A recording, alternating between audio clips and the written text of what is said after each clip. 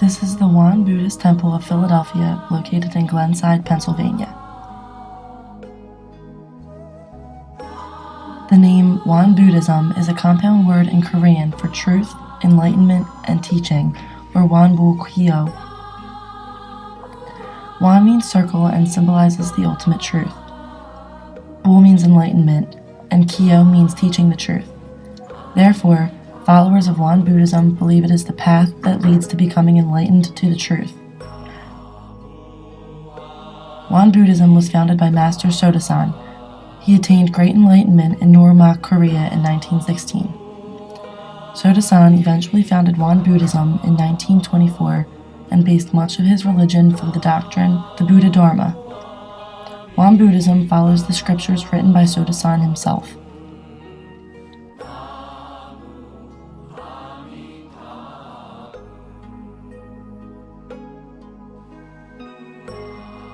This is Il-Won. It is the symbol that Won Buddhists use to represent the ultimate truth. The ultimate truth is said to be beyond the limits of what words can describe, so the circle is often described as being like a finger pointing at the moon.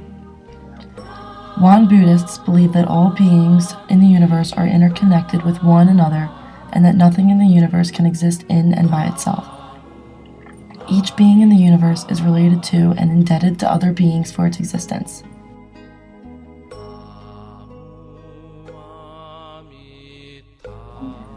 The term grace in Won Buddhism signifies this interdependency and interconnection between all things. With regard to human existence, all things in the universe are classified into 4 groups and are known as the fourfold graces. The grace of heaven and earth, the grace of parents, the grace of fellow beings, the grace of laws. The core of Won Buddhist teachings is the 4 great principles: right enlightenment and right practice. This means to follow the truth of Il-Won so that the followers' conduct will be without partiality, bias, excessiveness, or deficiency when they use their 6 sense organs: eyes, ears, nose, tongue, body, and mind. The second is awareness of grace and requital of grace. Followers should be grateful and deeply aware of their indebtedness to the 4 graces of heaven and earth, parents, fellow beings, and laws. The third is the practical application of the Buddha Dharma, or Buddhist teachings. Followers should better handle their worldly affairs on account of being Buddhists rather than inefficiently because of their attachment to Buddhist doctrine. Followers do not want to be useless to the world because they are Buddhist practitioners, but instead want to be useful to their families, society, and nation through the practical application of the Buddha Dharma. The last great principle is selfless service to the public. Followers believe that they should abandon egoism and self-indulgence for themselves and their families. Won Buddhists believe that the threefold practice is the path to uncover the original mind, or the way to nirvana. The threefold practice is believed to clean, polish, and utilize the original mind. This path consists of spiritual cultivation, Dharma study, and mindful choice and action. Spiritual cultivation consists of settling down and focusing the mind. This can be done through sitting meditation, chanting, and prayer. Dharma study is believed to be a way to hone and brighten wisdom. This is done by means of scripture study, koan practice, and Dharma discussion. Mindful choice and action is believed to be the path to use this mind according to its nature. Observing precepts, mindfulness, practice, and heedfulness are the subjects of mindful choice and action.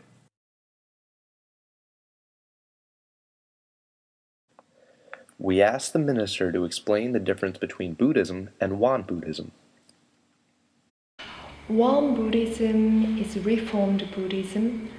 We respect Buddha Dharma, means Buddhist teaching, but we more emphasize on the application of Buddhist teaching in our modern society.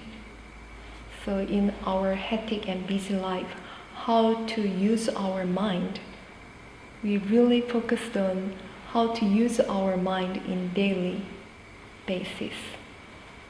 We learn Buddhism, but we more utilize the Buddhist teaching into daily life.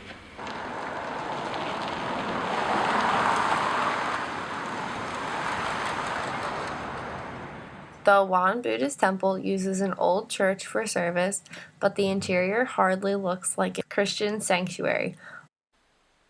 All the pews are pushed back so that only about 3 rows are left for seating, while the remaining floor space is used to form a circle of cushions. There are pews on the walls around the circle so that all of the pews form an extension of the circle. The formation implies an ideal of Wan Buddhism, taking the focus of the service off of the altar and preacher, like most religious services, and instead placing value on the people around them. This is no longer a church sanctuary, but rather it is known by the name Dharma Hall.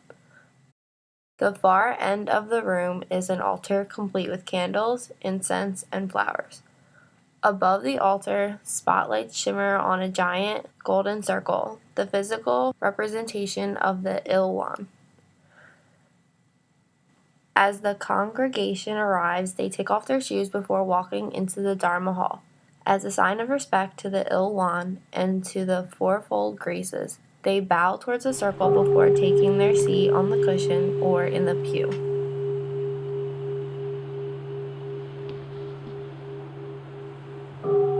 When the gong strikes 10 times, it means the service is about to begin. There is no clerical hierarchy at the temple besides the minister, who is more of a spiritual guide than a preacher. The services here are instead run by volunteers.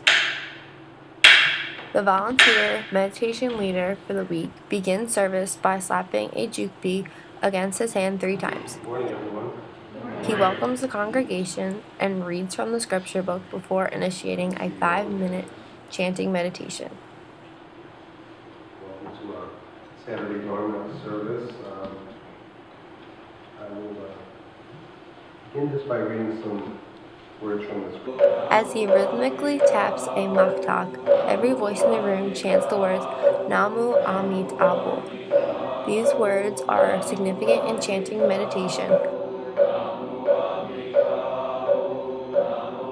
Namu means I faithfully depend on, and Amit Abu means the Buddha of infinite light and life. This chant signifies the wish to discover and return to one's true nature.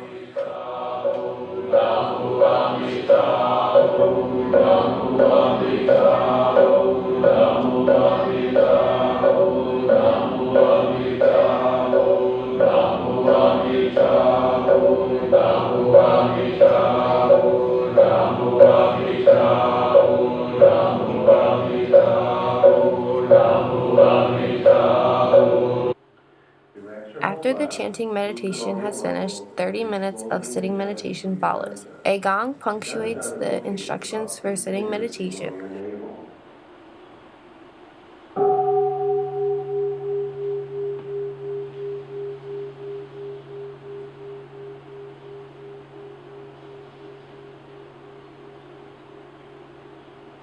With eyes half closed, gaze past the tip of your nose to the floor.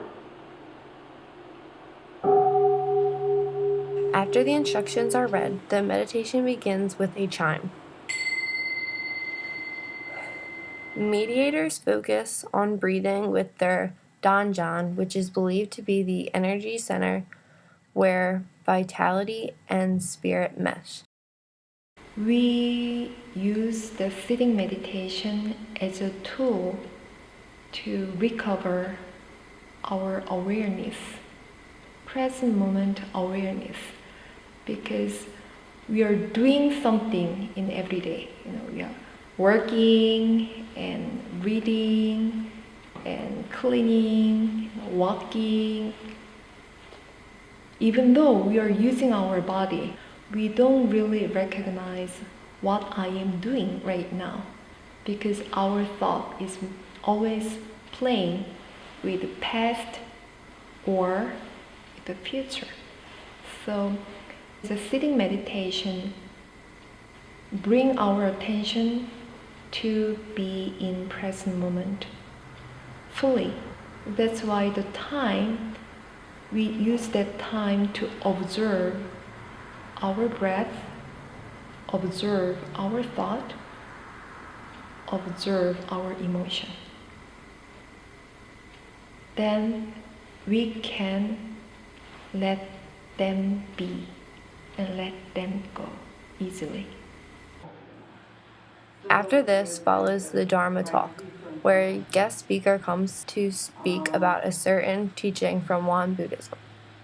The teachings of Won Buddhism are derived from classic Buddhism, but are focused more on integrating these teachings into everyday life. That is, the wisdom way that all cause of suffering. The Dharma talk is essentially a sermon, but is followed by a Q&A with the congregation that can lead to in-depth discussion. As soon as you have a view, if that's not it. Okay, so each moment can be brand new and Community is an essential value of Won Buddhism, and during the discussion, the congregation gets to engage in exercising each other's minds. Our perceptions and color the dynamics by which we interact with one another, so that these things happen so subtly that they create a worldview that one is not even aware that they're permeated by. The service ends with one last 5-minute sitting meditation, a prayer, and some announcements. On April 12th, which is next Saturday. The meditation leader welcomes everyone present to socialize over tea in the standing room when the service is complete. The jukbi is then struck 3 more times as an official closing.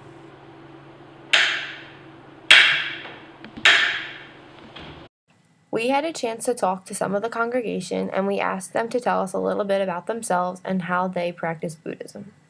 I'm Barry Bell. Professionally, I go by Barry Bell, PhD.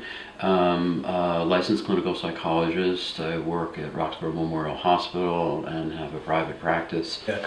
My name is Stuart Adams. I'm a chemist and I work in the pharmaceutical field. My name is Dathan Turner. Dharma name is Daesun, and I'm a pre-minister in Won Buddhism. Hopefully will be a minister in Won Buddhism. How did you discover Won Buddhism? See, I was coming out of the 60s and the 70s, and there was like this whole revolution that was happening in the culture. Mm-hmm. And there were a lot of things happening that were kind of shifting consciousness. So I was about 19. Eventually went to Bennington College. I was a dance major there and graduated in dance. And then as I left there, I went to the Buddhist University in Naropa in Boulder, Colorado, and had been introduced to Buddhism as a young dancer in terms of Taoism and Tai Chi, which I've been practicing Tai Chi now for 30-some years. So these things have kind of overlapped and interfaced throughout my life, both in dance and as an artist and as a musician and as a practitioner in Buddhism, and then also as a psychologist. So there's an interrelationship between these things that have evolved over the course of my career or my life.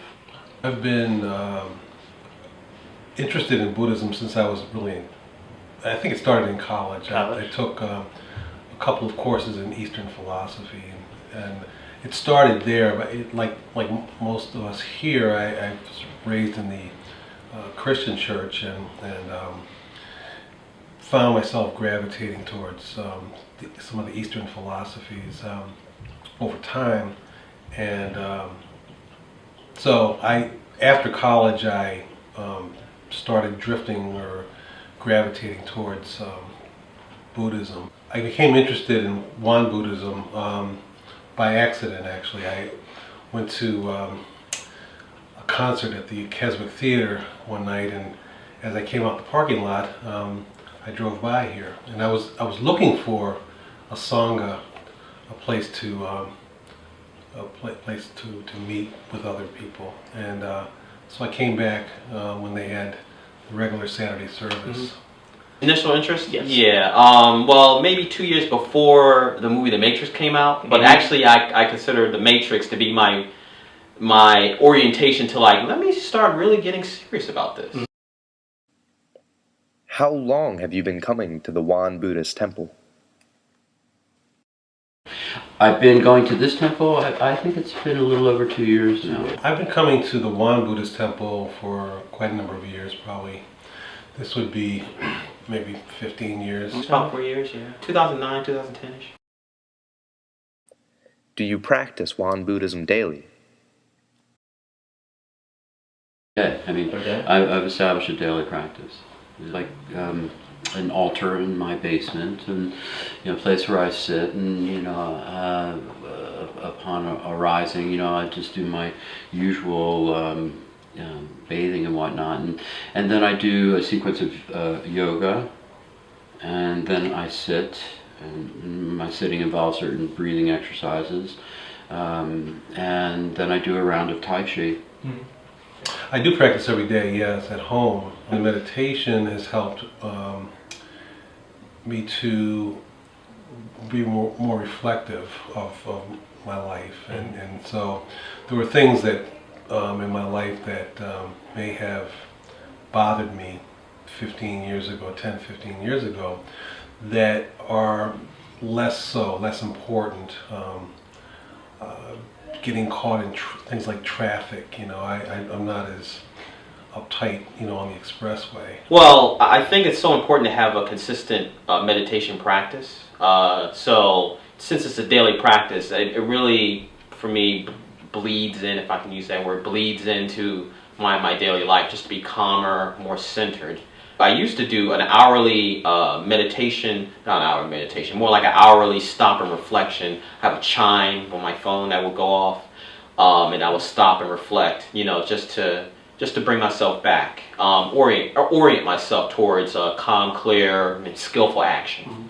But these days I've been doing I guess you call it a time watch meditation. I would accumulate time throughout the day. If I'm like walking to school, I'll try to use that time to, I'll hit my stopwatch and I'll just come back, become more centered. So during the times when I'm like at rest or relatively at rest by myself, not really engaged in too much mental thought, I try to use that time to accumulate meditation time on the go. I try to interweave it in my life. Finally, tell us a little about how community affects temple life. This temple here is really, it's a very warm and loving and welcoming place. Yeah, so it's really that one aspect of it has helped me to sustain coming here, to be consistent in coming here.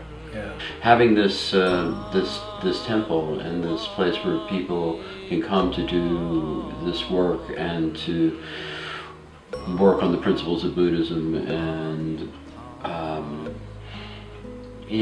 it's a very important part of community and what's evolving in the world, I would say. This has been a look at Philadelphia's own Wan Buddhist temple, whose diversity is only outweighed by their welcoming attitude. To learn more about Wan Buddhism, go to www.sodasancenter.org or attend a service on Saturday or Tuesday. Thank you for exploring Wan Buddhism with us.